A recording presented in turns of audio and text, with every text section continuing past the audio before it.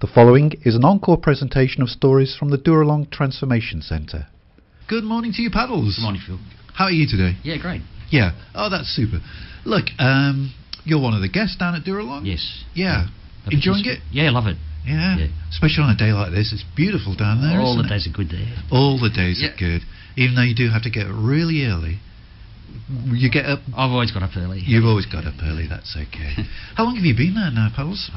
Since the 4th of January. 4th of January, where are we now? Coming into October? That's 9 months, isn't it? Quite a long time. Yeah. Yeah, how's it going? It just improves all the time. It just gets better and better? Yeah. Oh, that's super, That's isn't it? amazing, yeah. Yeah. But it hasn't... Your life's not always been amazing, has it? It's... No, but I've had a good life and then a really unexpected turn of events. And, okay, well, what did your good life look like? I was educated and had a professional career, and then I had a business career. Okay. And a partner, a stable relationship for 13 years. Yeah. And 11 and a half of that were stable and just a normal, reasonable, good relationship. Yeah. And then... you were a successful businessman? Well, I wasn't a failure. No. No room for false modesty. It went well. Went well? Yeah, I had a couple of pubs. Yeah. Just our relationship became also very business-like.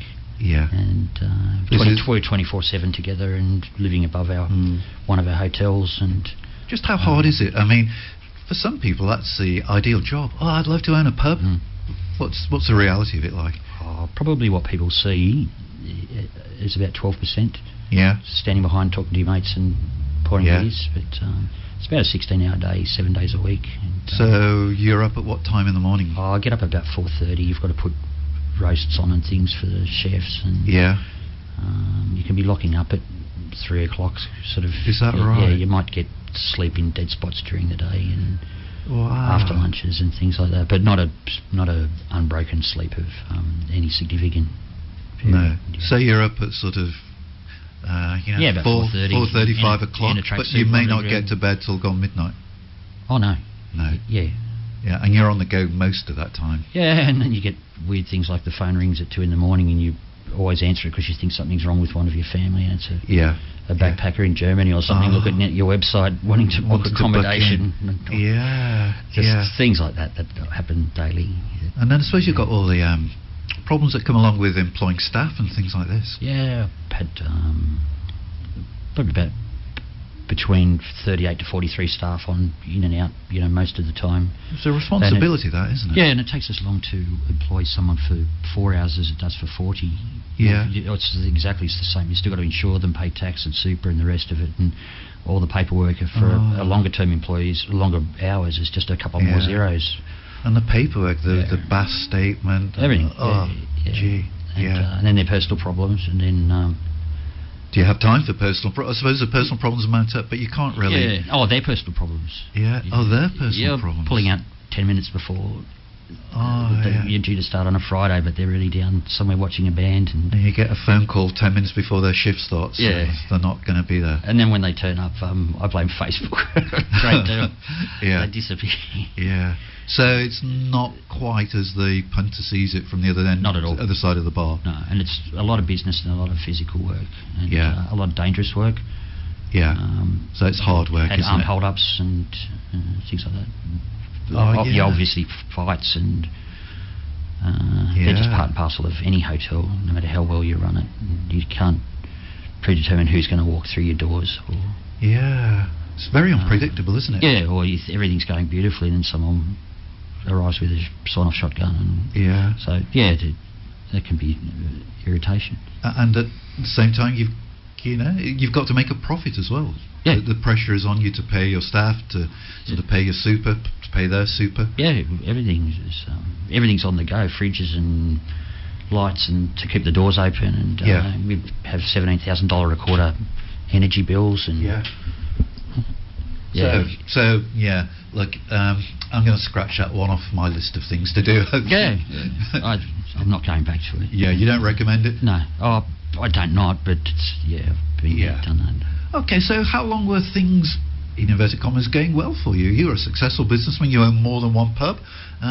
Everything's looking good for you. Oh, a long time. I had a professional career before that, and I'd been around pubs a lot of my life, and knew that industry pretty well. But a very significant period of time. It was the last 18 months that my relationships kind of broke down. I think we just became business partners, and I don't know whether it was boredom or my wife developed a gambling problem. We had a lot of gambling available at the hotel. Yeah. But this is only happening 18 months ago. Up until then, there was no addiction in your life? No. No. Oh, there was work. I had a social life, and certainly enjoyed some of the products we sold and things like that. But no problem. Yeah, nothing illegal, or it was just normal. Yeah, I'd have a drink with customers and things like that. Yeah. But, and then the relationship with you and your partner started to fall apart? Get very stale. Yeah. And we were across the road from a fire station. Didn't help because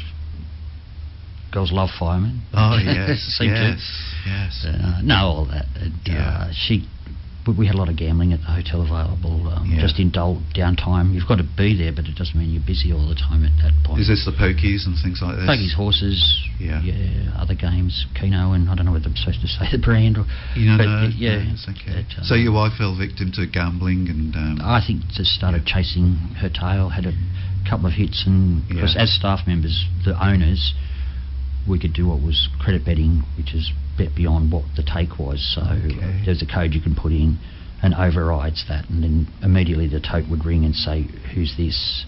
Right. And if you were one of the owners, you could say it's someone who doesn't want to bring that kind of cash to the pub, but we've got the check for it. It's okay. Yeah. And then we had a large buffer of protection money for ourselves that was just protection, from bad times. Sort of contingencies. Yeah, and hopefully that stays intact right the way through. And I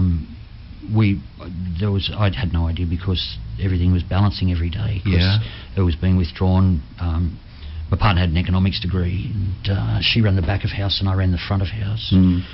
So as far as you were concerned, everything was normal. A lot of faith in her ability, and she had a lot. And but I think started chasing a tail because she was able to credit bet and trying to make it up. Didn't work. Some horses run faster than other horses, and she had to lose a lot of money to prove it to herself. And so the business, the once profitable business, it's now sort of being bled dry. It was still profitable, but our contingency was eroding, faster than. And when it came time, kind of the GFC kicked in later for us than a lot of other businesses, because often the hotel is the last thing that people give up. Yeah, they'll go without a lot of other things before the. And then once our mainstay is sort of, they actually lost their jobs. A lot of them, then you had to ride that period out, and I wasn't concerned because these things go in cycles. But the 900,000 wasn't there. And, is that how much that your wife, your partner, lost to gambling? Yeah, it was hundreds of thousands. Hundreds of thousands of dollars. Yeah. And you had no idea whilst it was happening? No, because we were meeting everything was balancing, and by that stage the tote was of the idea that, because alarm bells go off at there, and if your pub has a certain betting pattern, then and something's unusual about that, then they'll ring and say what's going on? And we've got a big punter in the pub, but some pubs have big punters and it doesn't. So once we started having those regular big bets, they weren't concerned because that was the regular pattern. Yeah, it became the regular pattern.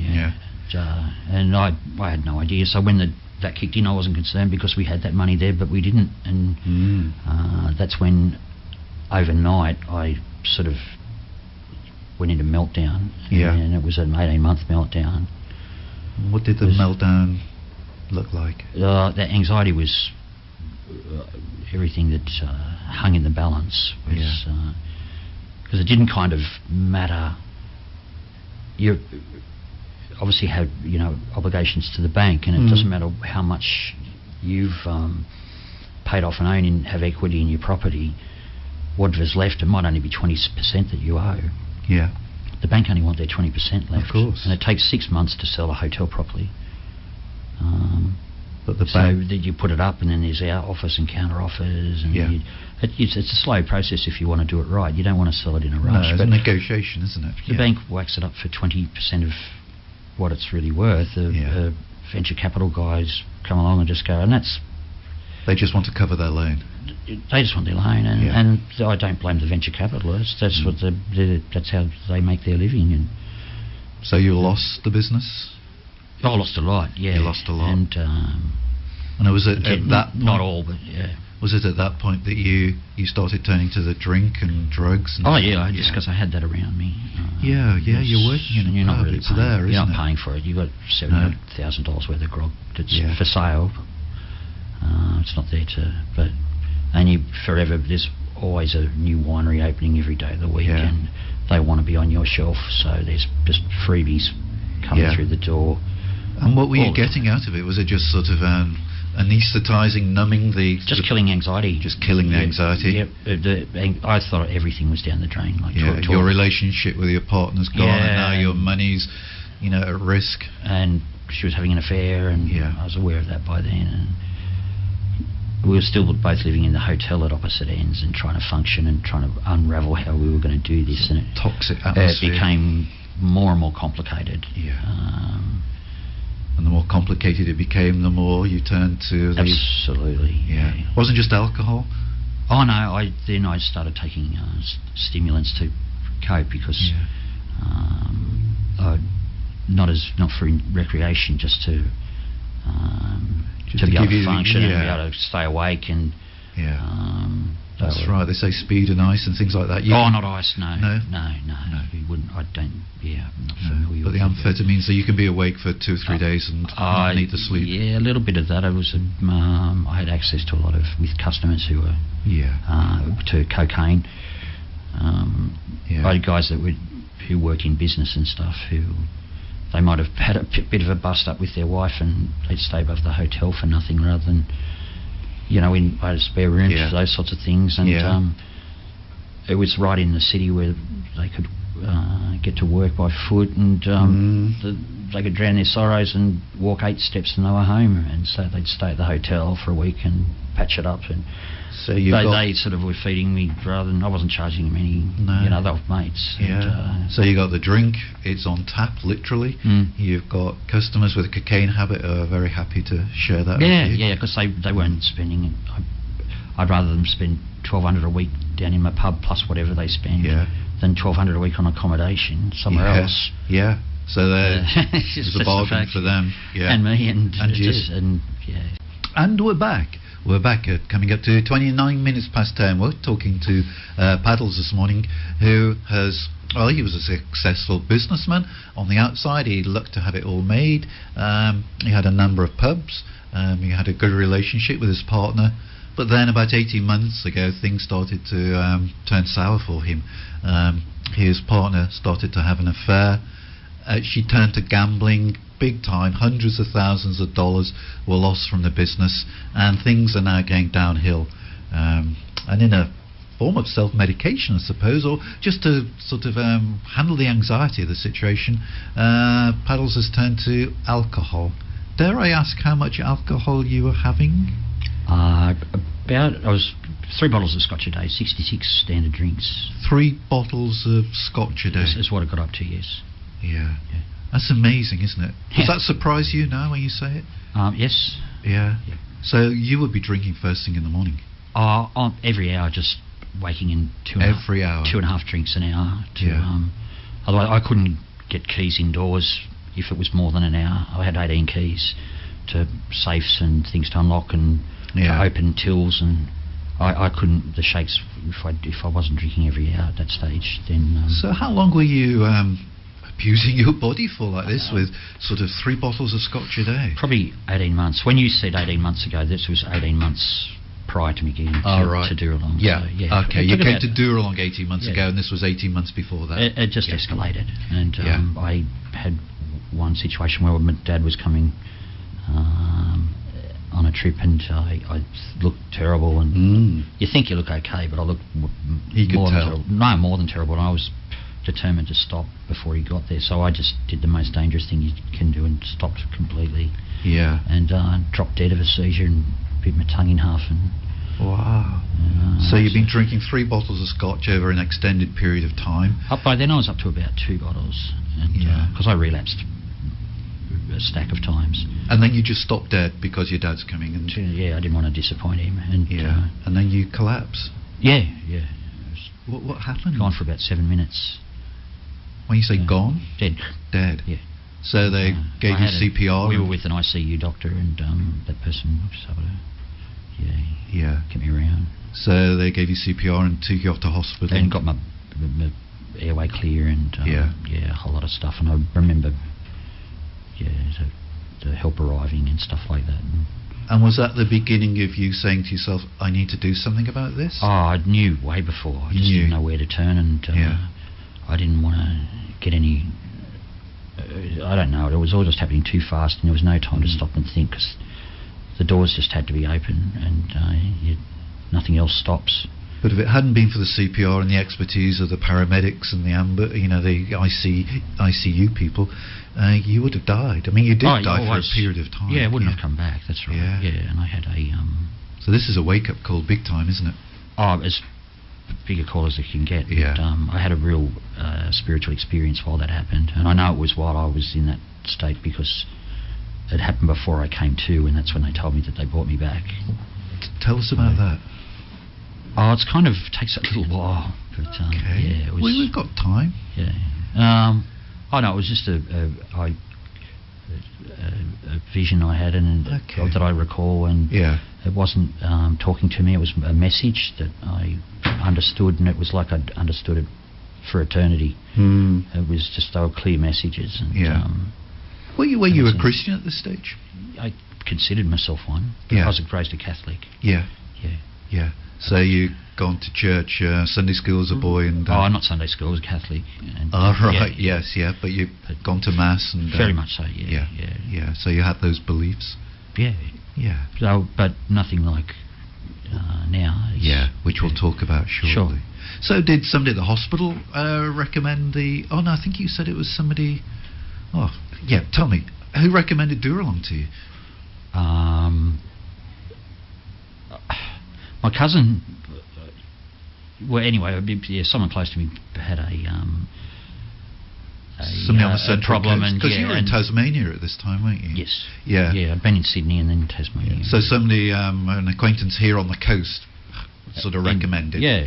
From a town nearby, and they'd done the program successfully, and that person's also probably he and his brother are the closest people to me in my everyday life. I see. My mum and dad got involved straight away. They'd been trying to get me to get help for ages. And, they wanted me just out of the hotel, and I kept going back, but even when I got things under control a bit, and I could see a bit of light at the end of the tunnel, I didn't know whether it was light at the end of the tunnel or an oncoming train would run me over, but I was still stuck with the addiction. So despite this episode, you still went back to the pub? Oh yeah, it was a number of times. I think I've probably had about 30 or so seizures, and each time you've been... My heart stopped 3 times of those at once. Yeah. I've just been lucky the company I've been in when it's happened. When it's happened? Yeah, it's just... Say lucky, or perhaps some sort of divine providence that there's somebody there that could help you. The intensive care, the chances of that person being with us on that trip in the middle of the bush in Tasmania was... somebody's looking after you. 1,000 of 1,000,000 to 1. Yeah. So you've had a number of these episodes. Yeah. At what point did you say, I'm going to go to Dooralong, I really need to tackle this head on? I sort of put my parents in the picture, and which was a pride thing, I guess. I don't know. I was very confused, and I was just operating. It was horrible, but and they just took control, cleaned up the mess, and mopped up all the wreckage, and dragged you up to the Central Coast. Well, they got me organised and took care of me, just they were making the calls to Dooralong to begin with, and then they were asking me to make them with them, and I got on a waiting list, and I went into a detox. They were recommending I continue to drink and take some medications up until I got into detox. Yeah, to do it sort of with medical advice. And my problem was every time I'd relapse, I was back on the wheel. I'd be going okay, but then something would happen and I'd resort to drink, and then once you've had a big seizure, you're very, very much at risk. Susceptible to... That's a better word. And so then I'd just think, only this once, and then I would, and then I'd be too scared to stop again, and then away I'd go. And then my body would soon have its tolerance, almost like a drinking memory, where it just got straight back up to those levels that you needed to and it just happened over and over again, and I've vicious circle. Been detoxed about 7 or 8 times, and I've collapsed 30 or so times. But you still had hope? I'm not sure. You're not sure? No. What were your expectations of Dooralong then? I didn't have any. You didn't have any? By that time, I was not capable of thinking for myself at all. You were there because other people had... I just wanted someone to take me somewhere. Yeah. Just get me away from everything. So it could have been Dooralong, it could have been anywhere, you just weren't Could have been, but I'm so grateful that it was Dooralong. Yeah. What was it like when you got to Dooralong? I honestly can't recall the first 2 months. You not recall arriving there? Yeah, no. I collapsed on the second day there, even though I'd been detoxed for 11 days. Yeah. When I arrived at the hospital. So we're talking this year now, aren't we? Yeah, earlier this January, year. Yeah. Well, late December. And when I arrived at the hospital, my reading was 0.79. I was 14 3/4 times over the driving limit. 14 times over the 14 driving. 3/4. Yeah. That's what my paperwork says. Yeah. And, hence, you don't remember much of that. So even after 11 days in detox, I still had a seizure at Dooralong, and was sent back to care and to get started. But I remember running on autopilot, or now I would call it my own free will. I didn't understand the bigger picture, and didn't I was confused by why things were done the way they were done. Yeah. And frustrated, and then piece by piece, all of those doubts have been ticked off one by one. I understand their bigger picture and why things have to be done a certain way, and that it's not amazing transformation. Not one size fits all. Yeah, we're talking just sort of 9, nearly 10 months, aren't we? Yeah. It's an incredible place, though. If you want to avail yourself of what's available, you can. Yeah. Okay. You're tuned to 94.9 Rima Central Coast. We're talking with Puddles this morning from the Dooralong Transformation Centre. Where we left it just before that break was Puddles has, after 18 months of really sort of destroying his body, drinking 3 bottles of scotch a day, having numerous seizures, as a result of which 3 he sort of technically died and was brought back by CPR and the intensive care people. He's found his way by a recommendation from a really good and close friend to Dooralong. But you were telling us just before the break you can't remember the first week or so because you were still in your addiction. No, the first couple of months. I was running on autopilot, so that's what I meant. On my free will, I was still disagreeing with what was going on around me, I think, a bit. But but in a business sense, I sort of thought those things weren't. Why they do that? Why do they do that? But I always had an open mind to the spiritual side of it, happily. But and I just had to let that go. But it took a while, and they were very patient with me, and they just sort of. Now looking back, they humoured me. Looking back, I look back and think, gee, they were good to me. But they just sort of nodded knowingly. They've seen it all before. And I get the sense from what you were saying earlier that the big difference this time, and all the other detoxes that you've been on, is that spiritual side of things. 1,000%. 1,000% different. So what's happened for you at Dooralong? I've given myself. My parents were very determined that I have a year off. I'd had so little time off in the last, and take a year out, and it's been the time, and it's just Jesus is just taking over everything for me. I've just handed it over, and then everything else is surrounded me with all of the right people, fantastic staff. And but you were a Catholic before Jesus was. Yeah. Was he in your life before? Oh yeah, I thought he was, but no, it's. But just this is different. All the ornaments of that have sort of, and I don't. It's not anything about. A Catholic or a disparaging, but for me, it's just become a relationship with himself. A personal Jesus. Relationship, yeah. To get to Jesus, it's gone from A to B rather than me going through my own alphabet to get to B. Yeah. And that's crystallised everything, and from there, everything else has turned around. And I've just basic. I don't use the word faith really. It's not strong enough word. It almost suggests there's wriggle room for doubt. Okay. It's just an unabashed knowing that it's real. It's unshakable. Yeah, absolutely. And the bits that I can't explain in all of it are great. They're part of the mystery that attracts me as well. That. So what do they do at Dooralong that has sort of ignited this flame within you? They give you the time and the opportunity if you want it, and they give you plenty of opportunities. I go to home church. I've done a 9 or 10 week Alpha course, and I've restarted doing that again, and that's run by one individual there that's a healthcare worker who's absolutely changed my life. They've just a towering example of integrity and grace, and because they're all Christian workers. Absolutely, but this person is just has so much grace they wouldn't even know I was talking about them. There's the humility. So there are other people around there like that, and the people that run it, and the administrative staff, and everybody.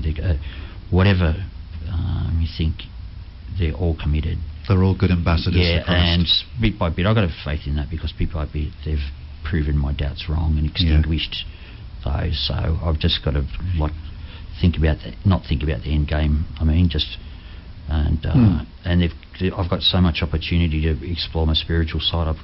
I get to go to, like I said, home church and the Alpha course, and there's an endless supply of spiritual activities that you can. So this sounds like a different person. Would you ever, before, when you were that successful businessman running pubs, would you have ever talked to somebody from behind the bar about your spirituality and Christ? Oh yeah. I don't like the term successful businessman. Okay. Anyone can call themselves that. But anyway, I was just a pub owner, but I'd open to it, but nothing like I'd be interested in their faith. I've always had what I thought was unbreakable faith, but nothing like I enjoy now. It's just it's bringing an open mind to it, and some people, through no fault of their own, of their circumstance, find it really difficult at the start to have an open mind to it. They're in very unfamiliar territory, and I just. So what does Jesus mean to you now? Oh, it's everything. Everything. And everything runs off that. That's all there is. That and love. And then from there, you only really need the two basics. And there were different weights around my neck that I just asked to be removed, and they were. And it was just physically could feel it. And I was on death's door. I looked shocking when I got to Dooralong. And you've died, medically speaking, 3 times. Yep. Yeah. And now you've got a new life. Absolutely, and a new help in preparation about what I do. It's very, I think, crucial what you do from Dooralong. Yeah. Obviously, it's not a perfect world, and some people are going to slide.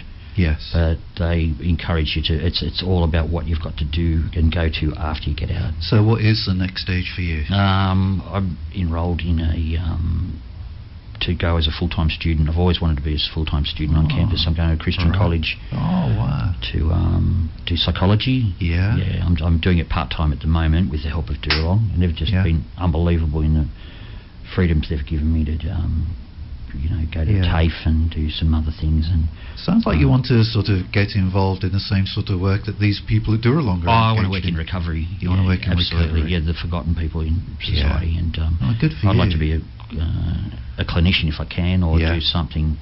It's such worthwhile. So this health professional that you talked about really has impacted you. Beyond anything I could. There's no words to put it into. If it's at the point or now, I wake up one day and realised if all of this hadn't happened, I'd be in a reasonable relationship with a very good hotel and what everybody else would think was a nice life. But despite all the agony, and it was agony that I went through, not compared to things that other people are suffering in the world, but my personal agony. Your personal health, yeah. I would still go through that because to have this reward of Jesus at the end of it. So you... And I would never think... You wouldn't trade what's happened then? No. No. Because of the prize you've now achieved? The reward is... and it was always there. That was what's... I don't kick myself for not realising it earlier. There's no... I've really learned to live in the moment, and it's just such a better way to live. So there's no bitterness there. In fact, you're grateful for what's happened. I'm just grateful for my warm bed, my cabin mate. I've got a fantastic cabin mate who's on his own spiritual journey, and he's come from an enormously troubled life, and he's just got this. We call our cabin the Serenity Cabin. Oh, right. And we just do things like I wouldn't have imagined. When I was taking drugs and just serving alcohol and dealing with all sorts of people that this is another this is a good addiction you've got I'd be on a radio station talking about Jesus, but I can drop it into a conversation without any being self-conscious at all, like that I like surfing, sailing, Jesus, skiing. It's part of you. It's not like something that I tiptoe around or got to be. So you've got it's quite a badge of honour, really. Quite a lot of studying ahead of you. I'm used to studying. I like it. And is there any anxiety about what happens when you finish the program? None at all. Because they will support you, and I've got a plan. They know what I'm doing. My parents know what I'm doing. They let me get my parents to pick me up, and they take me to the campus and get myself organised and my admissions, and everything's simple. I'm just grateful for really simple stuff like my cabin mate, my bed, and just good facilities and the staff. Your mum and dad must be so grateful for what's happened in the last 8, 9, 10 months. Yep. Yeah. They look younger. They were trying to just do simple things like go away for a holiday and things like that. And it got to where they'd actually be at the airport and get a call that I'd had a seizure and was back in the hospital, and the number of false starts they've had, and they were able to go away for 4 months. And plan another trip, and we'll come back and going away again and stuff like that so just like they're just really good communication between us. So it's just like the bad stuff affects the whole family, the good stuff affects the whole family as well. Yeah. Hey, look, it's been really interesting and inspirational speaking to you. God brought you back 3 times from sort of clinical death. He's obviously got a purpose in mind 100%. for you. Yep. So, and you're being faithful to that calling now, and your hope. And it's more than a hope. It's something you're going to do in the future to sort of get into the recovery work and to sort of help other people that have gone through going through what you've gone through. Beyond a hope, it's just a galvanised. It will happen. Given. It will happen. Yeah. Hey, look, it's been terrific. Give all our love to those people back at Dooralong and this particular work that you've talked about. We thank God for all those workers at Dooralong who have sort of used their gifts so willingly for that faithful service. And we just pray God's Spirit into you and for that future journey that you have. You too. Appreciate it. Okay, thank you. Okay. You've been listening to an encore presentation of the Dooralong stories, which can be heard live every Wednesday at 10 a.m. and repeated at 8 p.m. Sunday and 1 a.m. Wednesday, right here on 94.9 rema.cc.